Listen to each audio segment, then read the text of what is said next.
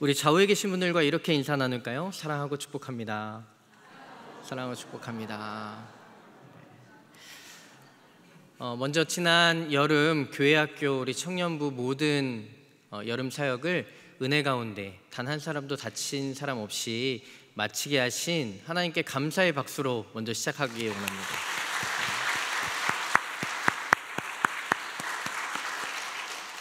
지난주 비전 트리까지 정말 아무 사고 없이 또 한 사람도 다친 사람 없이 무사히 마친 것이 얼마나 큰 은혜인지를 고백하고 싶습니다. 실로 무더운 여름입니다. 기후 변화 그리고 기후 위기를 우리가 이야기하지만 사실 우리의 마음속에 이 위기감이 얼마나 크게 느껴지고 있는지 모르겠습니다. 우리가 말로는 위기다 또 큰 어려움이다 표현하지만 우리의 마음속엔 정말 위기처럼 느끼고 있지 못할지 모르겠습니다. 실제로 우리가 예상하는 것보다 굉장히 많은 변화가 빠르게 일어나고 있습니다. 우리는 수년간 코로나 팬데믹으로 인해서 일상이 바뀌는 경험을 하게 되었습니다. 그리고 여전히 계속되는 변이 속에서 코로나의 영향 아래 살아가고 있죠. 얼마 전 한 가지 뉴스를 접했습니다. 여러분 다 들어보셨을 거라고 생각하는데요. 4만 6천 년 전 빙하기에 얼어붙은 선충이 깨어나 번식을 시작했다는 겁니다. 학계에서는 이 사건을 통해서 우리가 알 수 없는 또 다른 바이러스가 확산되는 것은 아닐지 그런 우려를 하고 있다고 하는데요. 그리고 얼마 전에 저희가 영국에 있는 동안 그 하와이 마우이 섬에 큰 산불이 일어난 소식을 들으셨을 겁니다. 제가 마침 작년에 그 마우이를 다녀왔는데요. 거기에는 수백 년 된 나무, 바오밥 나무가 있는데 그것들이 온통 다 타버린 모습을 보면서 너무나 안타까웠습니다. 마을 하나를 통째로 삼키고 그리고 수백 명의 또 인명 피해, 또 재산 피해를 냈던 그런 사건들을 보면서 이 지구 온난화의 영향은 우리가 정말 예측할 수 없는 방향으로 지금 전 지구적인 위기로 이어지고 있는 것을 보게 됩니다. 이러한 변화와 위기의 시대를 살아가고 있는 저와 여러분, 저는 그 어느 때보다도 우리가 이 시대를 살아가면서 우리의 영적인 상태 그리고 하나님과의 관계를 점검해 봐야 한다라고 믿습니다.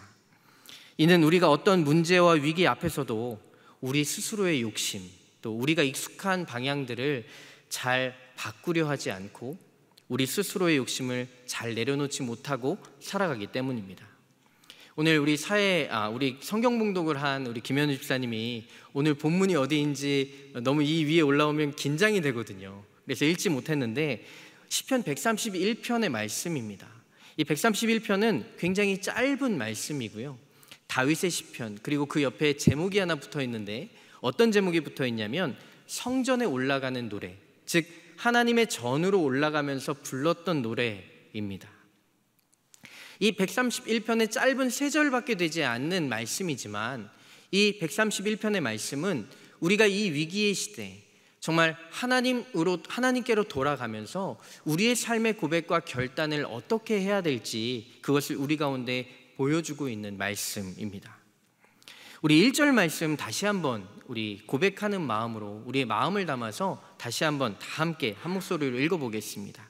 1절 말씀입니다. 시작. 여호와여 내 마음이 교만하지 아니하고 내 눈이 오만하지 아니하오며 내가 큰 일과 감당하지 못할 놀라운 일을 하려고 힘쓰지 아니하나이다. 아멘. 제가 새번역 성경으로 다시 한번 이 말씀을 읽어드릴게요. 주님, 이제 내가 교만한 마음을 버리겠습니다. 오만한 길에서 돌아서겠습니다.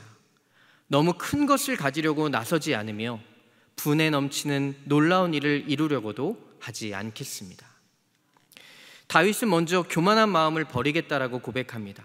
이 교만을 뜻하는 히브리어 단어가 가바흐라는 단어가 쓰여졌는데요. 이는 자신을 높이다라는 뜻을 가지고 있습니다.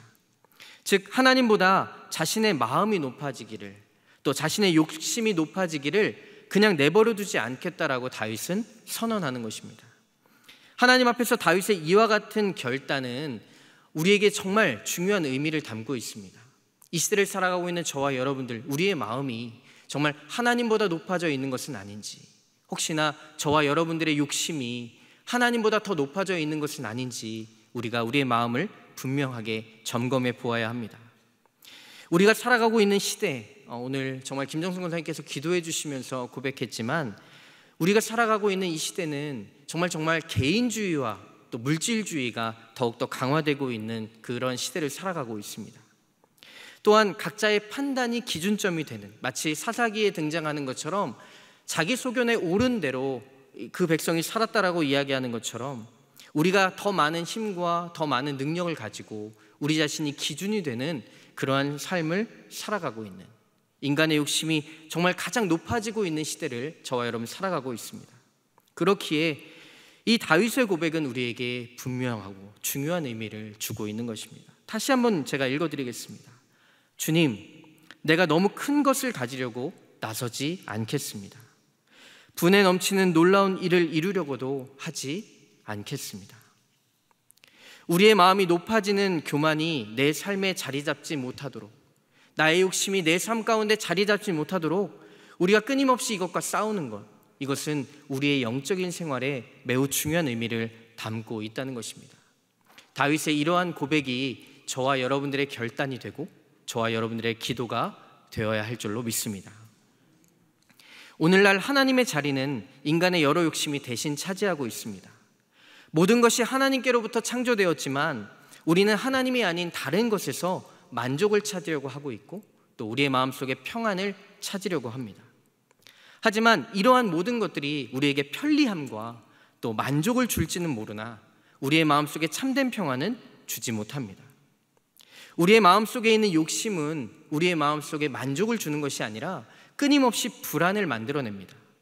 더 소유하지 못하는 불안, 다른 사람과 나를 비교하는 마음, 또 수많은 다른 사람들을 판단하면서 끊임없이 내 마음속에 불만족에 집중하게 만듭니다.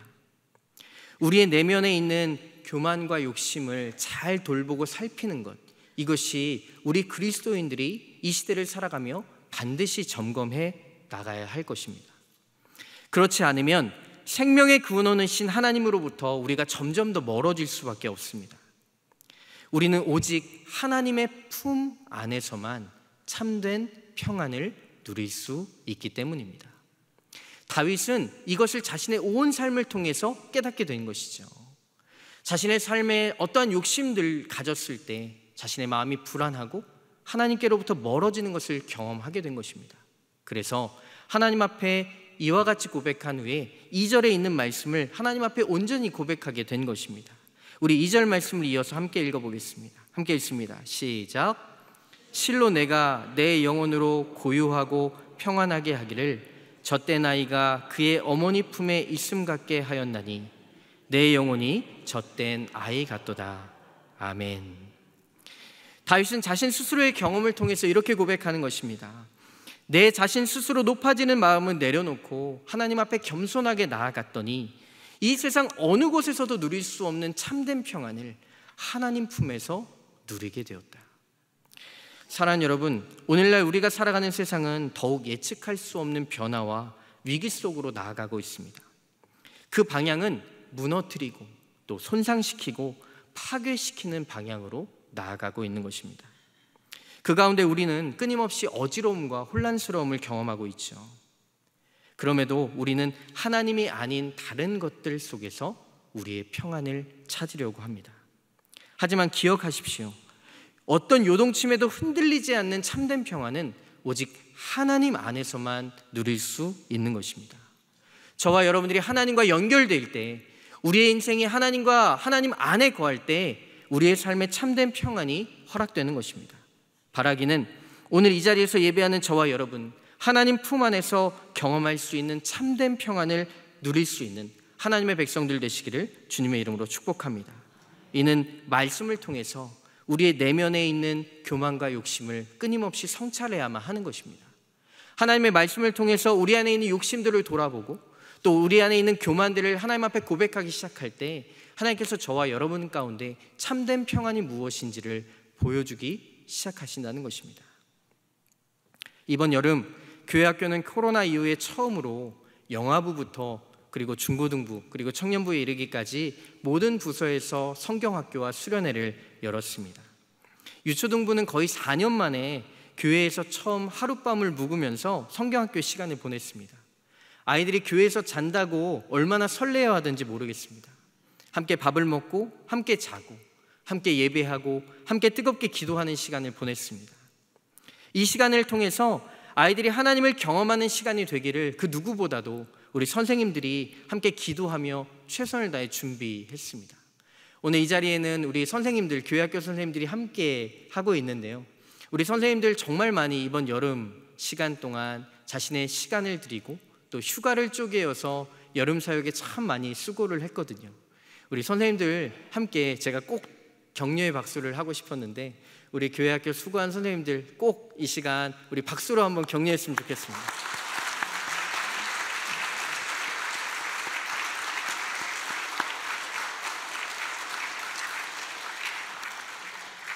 우리가 코로나를 지나면서 우리에게 너무나 당연했던 것들, 그 당연한 일이 당연하지 않은 일이 되어버렸습니다. 어쩌면 우리 다음 세대들은 우리가 경험해왔던 그 이상의 혼란 그리고 위기를 경험하며 살아가야 할지 모르겠습니다.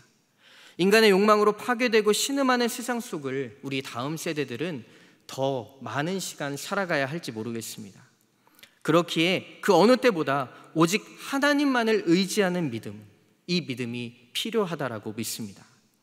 세상의 유혹을 이길 수 있는 담대한 용기와 믿음이 우리의 다음 세대 아이들에게 세워질 수 있도록 우리가 함께 기도하고 함께 싸워가야 할 줄로 믿습니다. 어른 세대만 하더라도 세상에서 같은 길을 걸어가고 있는 그리스도인들을 만나기 어렵지 않습니다. 여러분의 어떤 모임을 가더라도 교회에 다니고 함께 믿음 생활하는 사람들을 만나기 어렵지 않은데요, 놀랍게도 우리 아이들은 학교에서 교회 다니는 아이들을 만나기가 참 어렵습니다. 우리가 함께 사역하고 있는 우리 배화 여중고만 가더라도 한 반에서 교회를 다니는 친구들, 예수 그리스도를 믿는 친구들이 10%가 되지 않는다라고 이야기합니다. 그만큼 우리 아이들은 세상 속에서 믿음의 싸움을 함께 싸울 수 있는 아이들이 점점 더 줄어가고 있습니다. 이렇게 세상 속을 살아가는 우리 아이들이 하나님 안에서 하나님을 경험하고 세상에서 누릴 수 없는 참된 평안을 누릴 수 있는 이 교회 공동체의 사역이 얼마나 중요한 때인지 모르겠습니다. 여러분 함께 우리 아이들을 위해서, 다음 세대들 아이들을 위해서 함께 기도해 주시고 함께 믿음의 싸움을 싸워주시기를 주님의 이름으로 부탁드리겠습니다. 이 시간을 빌어 제가 기도 부탁을 드리고자 합니다. 우리 믿음의 다음 세대들이 하나님의 말씀이 점점 더 희귀해져가는 이 시대 속에서 오직 하나님만을 의지하는 믿음으로 살아갈 수 있기를 여러분 기도해 주시기를 부탁드립니다. 그래서 혼란한 세상 속에서 손상되고 끊임없이 파괴되어 가고 있는 세상 속에서 참된 평안을 가지고 세상에 하나님의 생명을 나누고 세상을 회복해 갈 수 있는 그런 치유자로 살아갈 수 있는 우리의 다음 세대들이 될 수 있도록 우리 다음 세대 아이들을 위해서 함께 기도해 주시기를 주님의 이름으로 부탁드립니다.